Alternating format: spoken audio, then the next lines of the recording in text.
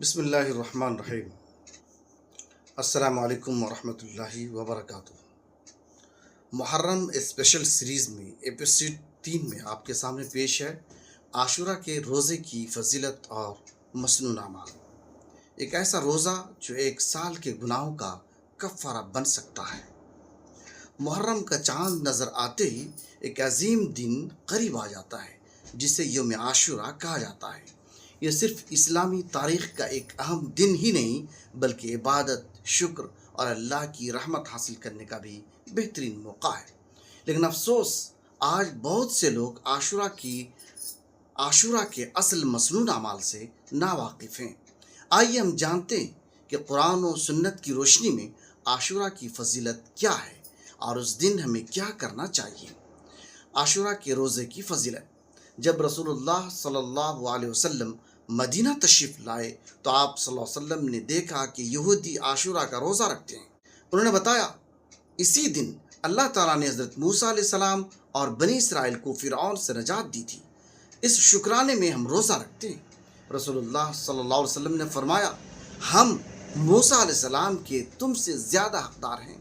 چنانچہ آپ صلی اللہ علیہ وسلم نے خود بھی عاشورہ کا روزہ رکھا اور صحابہ کرام رضی اللہ تعالیٰ عنہم کو بھی اس کا حکم دیا۔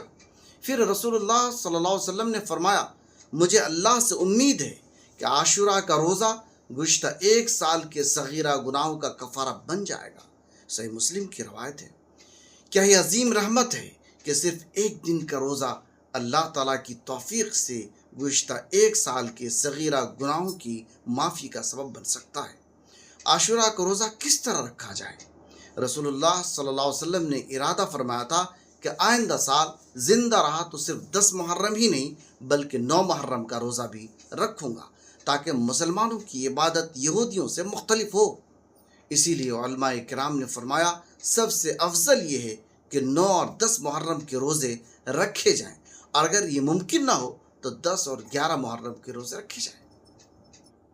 اور اگر کوئی صرف 10 محرم کا روزہ رکھ لے تو بھی روزہ ادا ہو جائے گا، اگرچہ بہتر یہی ہے کہ اس کے ساتھ ایک دن پہلے یا بعد کا روزہ بھی شامل کیا جائے۔ عاشورہ کے مسنون اعمال آخر ہیں کیا؟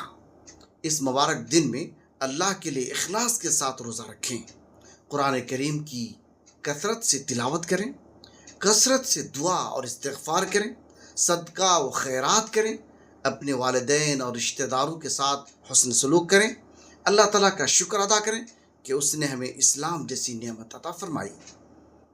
آخر اس دن سے کن کاموں سے بچنا چاہیے؟